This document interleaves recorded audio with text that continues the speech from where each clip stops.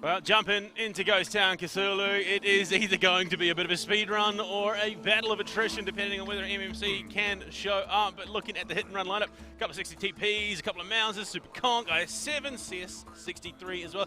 Nice little diverse lineup of tanks. Yeah, meanwhile, the same could be said really for MMMC, really, S277, E100, IS-7, E5, couple of Mouses, and the CS as well. Masunatsu as well joining us back up, as he did get swapped out close to the conclusion of yesterday as well. But look, all I'm going to say is I'm curious to see how will the lineup of Mori-chan really work out here. CS going to take the southern hill, and then there will be a contention, I believe, between an S-Conk and an IS-7 on the northern hill, which, look, I am not particularly looking forward to. I mean, it's interesting. Again, we haven't seen much of that E100. I think it's made 1 or 2 appearances so far this tournament. The consensus seems to be that the Mouse is the way to go. So, I mean, it may be indicating that MMC are still playing a little bit behind the trend. I mean, to a certain degree, the Mouse sort of ended up, well, replacing the E100 just purely because there's a much less of an area where you can, for certain, penetrate as well, with E100's very flat front of the turret being a very much of a pennable surface there. But in regards to that, we'll see how that will really work out, or maybe the E100 is just a punching bag there really to play with. Yuhei and Hector, the E100 and the Mouse, going in for a bit of a flank on the 7 line. Nobody has spotted them yet, nor there will be yet a crossfire, which should allow them to just sneak by in a very eloquent manner. And you got the double Mouse and the CCTV positioned around that 2 flag at the moment. So if they do start poking their heads out, there will be resistance. It's a pretty hefty one at that, but it is Hector leading that charge. Should have some support not far behind him, so they can start to get themselves in position, maybe go for an attempt onto the flag. But how many times have we seen that attempt fall flat? Yeah, without any contention on the northern hill as well, things will get quite dicey, because the moment Hector pokes out, the Super Conqueror will have a pretty clear position to fire at as well. So they need to find the counter to that as soon as possible, and that is going to be relying basically on the lone IS-7 to really do the work. But it seems like the rendezvous over by the 277 coming around. Yeah, they're wrapping around the north-hand side, so it looks like they are going to either try and go for that southern collapse where they all group up north side, push their way down, or we see a Gambit, a fake out once again onto that 1 flag, which did work phenomenally for OPUR. That is a good point, yeah. Kubaj just got spotted as well. Ponsky is looking to start applying the pressure. This might be a genuine attempt. Wait, yeah, this might be the attempt. Yuhei might be using his carcass to actually block out Ponsky, since Ponsky was the one that started the capture of the flag. But no, it's just a bait and switch potentially to come around. Yuhei just hopping off the flag. But he will get pressured by the Skunk. Oh my! Matcha takes so much damage for no reason whatsoever. What are you doing, son? Buddy, I know baseball's popular in Japan, but you're not meant to be catching those out of the equation immediately. I don't know how many different shots he took, but he was there 1 second, gone the next. Ali Tank's in trouble as well as Kubaj decides to ego up, and I think he's quite confident in that position too. He's just going to start sending shots away into the MMMC line. Oh, they're actually going for the capture play. Ally Tank just needs to keep on pushing to keep preventing that swing. But unfortunately, the module reset came through, and MMMC losing their opportunities for any sort of win in round number 1, as now there's a 5,000 HP differential. Yeah, MMMC very much over ambitious, and look at it. You got Ponsky and Yuhei being corralled into an alley, and now the pressure comes in, the pinch happens. Masunatsu, the healthiest of the MMMC lineup, but he's in a CS-63. There's only so much damage he can soak, and especially if the rest of his team are wiped off the board, which is what we're seeing from Hit and Run. EU are absolutely mopping up APAC right now. Man, it's just like the same result that I got from watching Keyhand's guide videos in the Ghost Town. Definitely feels a very similar turnaround. But memes aside, for Mori-chan, shocker of a turnaround, I have to say. But unfortunately expected. We figured this was likely going to be the case. Hit and Run, look, while struggling to keep their berth in the upper bracket, and yeah, look, a little bit of a team hug at the end of the map. Masunatsu's just going to go for a bit of run, but oh no, that's a building, buddy. You got to be paying attention to that. Kubaj farmed up 3k. Masunatsu's done in the bin. Piotr, sorry, is going to pick that one up. And I mean, I have to say, that's a rough result for APAC. For Cthulhu, second half goes down. And looking at the lineups already, 277, 60p. The Mouse has come back out. It's more or less, Mori-Chan have, if not nothing, copied the hit and run lineup from last round. Yeah, meanwhile, for hit and run, they are introducing a Batchat as their scout instead of the CS63, which I'm curious to see how that really perform for them. Since less the opportunity to put in the Rammer, instead it's the Vents that boosts up all of the performances of the tank.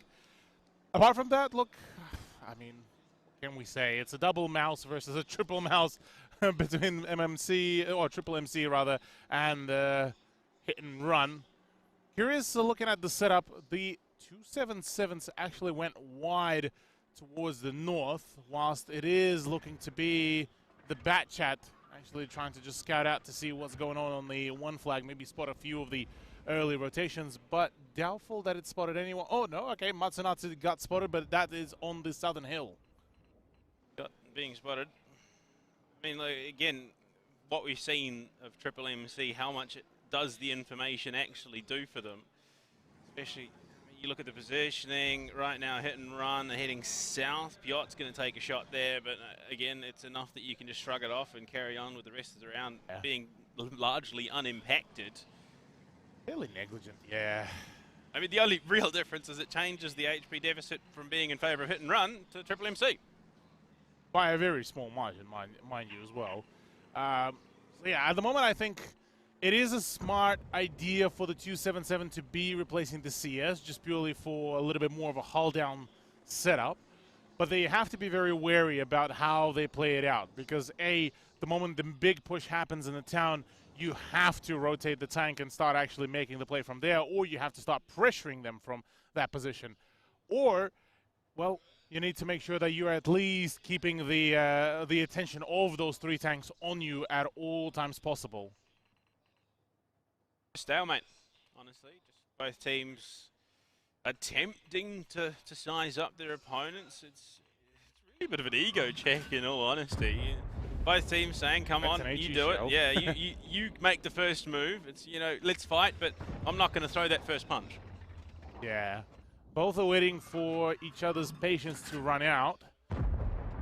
Maybe a few of the stray shots that would go and Pen would force a few of the rotations, but as it stands, neither of the team wants to get into too much of a tussle here, it seems. The 277s have rotated out, which means north side will be very much empty, but that northern position will be still quite crucial in terms of receiving some of the assault, as it looks like we might just split the map into north and south. Yeah, I mean, you look at the positioning from hit and run, they've rotated those three mounds down to the bottom side of that 2 flag up the 5-6 line. They've got the support round in that south, you know, the JK position at the moment.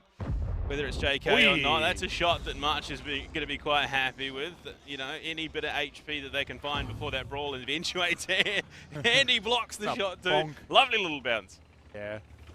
Always a funny sound when the shot bounces, but this is mounting to be a very, very painful repush onto him, and Macha needs to recognize that the moment he sees that second spot, he needs to dip, he needs to go, he needs to run. It is time to go, my boy, because otherwise you are not for long of this world. Yeah, that schoolyard fight that you're about to have with that dude, well, he's brought his brothers, and unfortunately they're a bit bigger than you and your mates. Hector cops a shot, so does Yuhei, so those big tanky Mouses are copping a bit of punishment at the moment. Oh my lord, they're just dumping it to Hector down to 2K. Can't even get a shot back, so it's not the ideal situation. At least they have pumped out a bit of damage onto Never, so realistically for both sides it's a pretty even spread. In theory right now, the town side of the defense of Triple MC should repush, because the deficit in terms of tanks is there. They have the opportunity to just outright go for it. Macha, his position is expendable. This is where the repush needs to happen. And Macha needs to either stay alive for as long as he can or run again. But I mean, it seems like he elected the first one. It's such a big overmatch in the town. Commit to the fight, Triple MC. March's drawn 4 tanks out of position. Yeah, Never's hanging back, but there's 3 that they know about that are here. March is going to go down. Can he get another shot out? I don't even think he can. He's about to be pushed on. Yeah, absolutely whomped out by Kubas. And now, all of a sudden, Hit and Run find themselves in a position where they can turn and burn. Yeah, look, they're going to try and team up onto Conrad, but he's sitting at 3k HP. He's going to soak some shots, which allows Hit and Run to get back involved. Yeah, they're only doing it now as well, which is yet another problem, because they should have done that as soon as the spot happened. As soon as that happened, they should have already pushed out. Conrad should have been already on just about half HP, but already the rotation come around. Hit and Run are looking to put yet another nail into the coffin of the Japanese representatives. I think Triple MC have the wrong color right now. They should be the purple, because they're giving me some very, very heavy purple wiggle vibes. Wake up, Jeff. Come on, man. You need to be making the plays. Absolutely so. The plays should have happened, but nevertheless, well, Ponsky is about to be eliminated as well. It's an absolute wall of terror that keeps on following Triple MC, and Mori-Chan are not looking particularly too favorable. 4,000 HP difference and no opportunities at all to make a return. Master's driving in reverse, trying to get out of there. They're just overwhelmed, outnumbered, outpositioned, and outmaneuvered. Hit and Run. And this is, I think, much the match that they were looking for. They needed someone to punch down on to get their confidence back. They found that in Mori-Chan. Well, unfortunately, APAC already packed. Airport close is seeming like it is going to be the case here. Ellie, the last one alive. Easy farm. 3 kills for Marcel. And it will be Hit and Run going up 2-0. Well, Cthulhu jumping into it, and this could be the home stretch for Triple MC. Unfortunately, looking at the lineups and Triple MC, you can see 2 7.7s, double of that one, triple IS-7, a E5 and a CS-63, but Hit and Run, it's looking like they got the firepower. Yeah, this is actually going to be the first time we also see the Minotauro to come around, which is going to be quite interesting to see. And this is actually something across the lines that I wanted to talk about as well before we gotten into the game. The triple Super Conqueror is actually going to be very potent here, because it's the one of those tanks that you can pick with a turret, that's one. 2, it has a phenomenal gun handling and the damage output. The DPM is one of the highest ones. So for here, for Hit and Run's defense, hunker down, set up those Super Conquerors either in a volley fire or just spread them out, and then you get potentially a very, very difficult to break position. The first TD we've seen? This is the first TD, Yeah, yes. I was going to say, we haven't seen a heck of a lot this tournament. I lied. We did see Stritzvan to come around. Yes, I do remember that, and he absolutely farmed up, didn't he? So, yeah, look, we'll see if the Minotauro can perform just as well as this. I don't know. Triple MC, it might be the death knell for them. Looking at the positioning, Monster, he's careening. It's the problem that right now for Hit and Run, they covering basically every position, because the Minotauro in that specific position at the A2 has the hull down position. So you can only peek with just your turret, and we all know Minotauro's turret is borderline impossible to really pen unless you hit that one single pixel really there. Apart from that, really, I'm not too sure how viable the 1 to 3 line push is, but it certainly is better than trying to contest the ball in the 2 flag. Yeah, I don't know. I mean, on a map like Steps, it feels like it is so fresh that you just want to gamble something and hope that it sticks, but you're also Triple MC 2 rounds and you are out of this competition. You are a rendered spectator. Yeah. The one thing that does come to mind, though, here is Triple MC brought in very mobile tanks. You know, the 277s, the IS-7s. You could, in theory, try to cross over around the C1, get yourself into the ditch, overrun and force the Minotauro out of the comfort zone. Because this is the first step that they need to clear out before they even try to contest the 1 flag. So what I'm hearing is that they've got faster tanks, which means they can run it down better. Exactly. I mean, look, it's something. It's not something good. We'll see. Maybe. I mean, it's way better than running into a volley of 3 Super Conquerors on the 8 to 9 line. It is also better than just standing there doing nothing. So, I mean, you got 5.5 minutes. Mori-Chan being on the attack will have to make something of this round. Otherwise, it is going to be, well, just a very, very disappointing way to end their run in the tournament. The mouse of Conrad did get spotted on that D9 position by the IS-7. The problem being is obviously it is a lone IS-7. So the moment they identified that it is all alone and no other push is happening, they might just be able to isolate it and do so, which seems like it might be the setup for this very case. Apart from that, Triple MC are not really doing much. There is now an IS-7 off Pyog, so that is another problem to deal with. Never is going to basically be farming up. The heat rounds from the Minotaur are going to be absolutely disgusting. I want to see the death ball. I just want to see them commit to it, honestly. You've got to stack, just full send, overrun them, play the death ball. You've got the damage to really hit and run here. Commit to that bit, but right now, that's exactly what they're doing. Never is just pumping away. Can he finish someone off before, I mean, things go horribly wrong? I think that the answer is more than likely yes. Unless he does that, of course. He's got 2 in the chamber.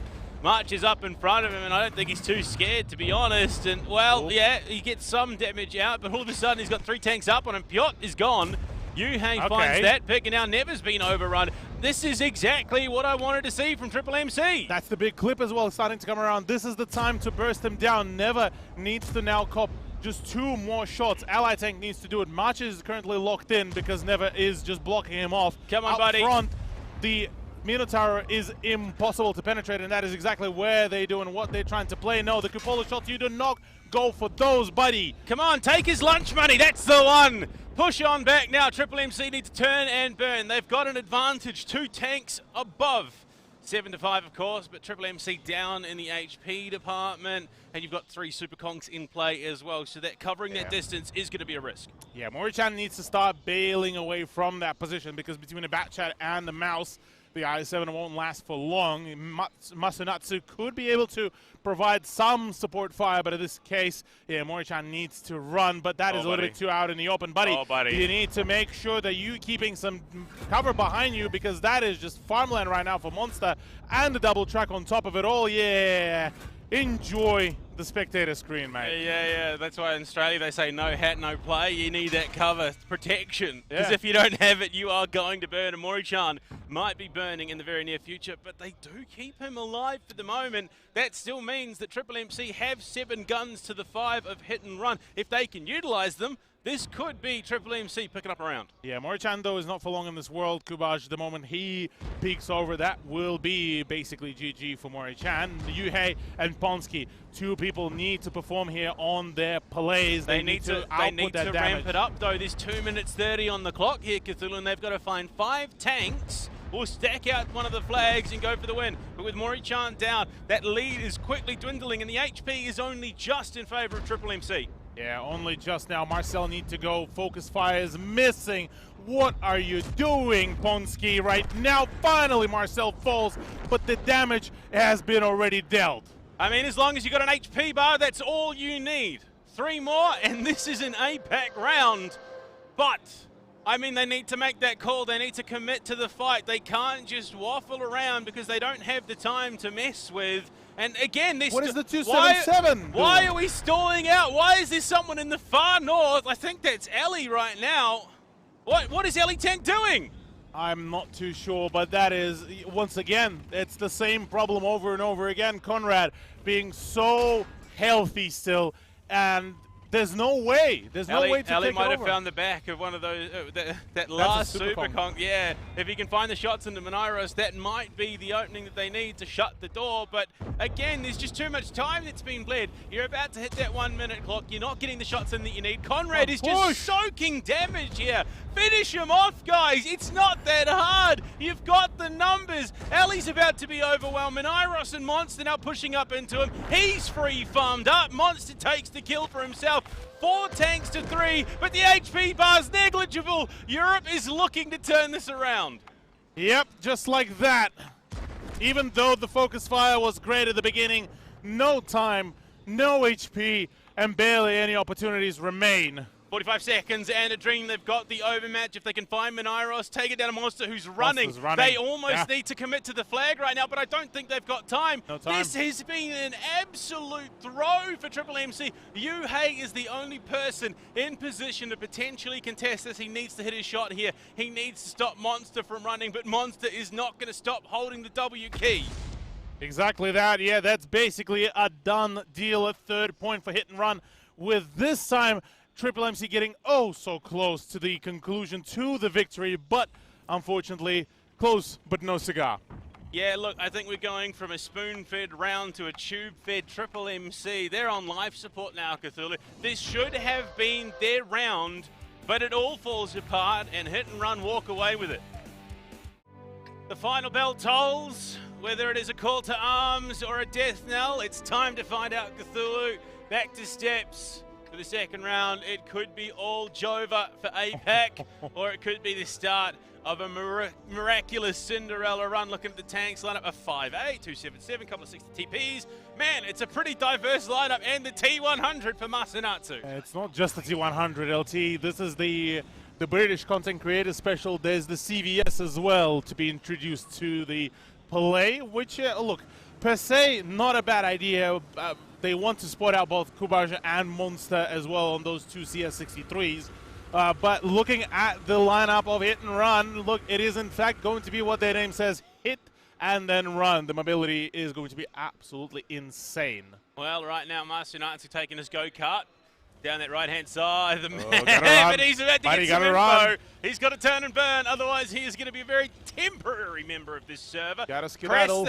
Why are you getting up out in the open, buddy? There's a lot of guns coming your way. Cheese it. Yeah. Well, the most surprising part about it all is that he did not get spotted at all on that hill, but just as they're about to cross over, and no, actually didn't get spotted either here. So Masanatsu has been quite rather lucky in that regard, but at least this is a good indication as to where the push will be coming from by Hit and Run. Yeah, look, having an RC car on the battlefield, interesting choice, but gets himself out of danger without sacrificing any HP. Yeah, that is indeed a 3-cap, and now it seems we are going to get the bums rush out of Triple MC. They're going to make the play, make the gambit, but with that time rapidly ticking away, they're going to have to start getting some reset shots. Heck, maybe even see the T100 up over the hill.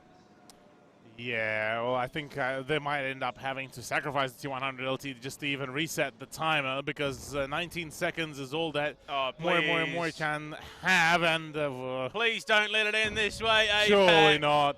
Commit to the bit. Mori-chan takes Surely. a shot.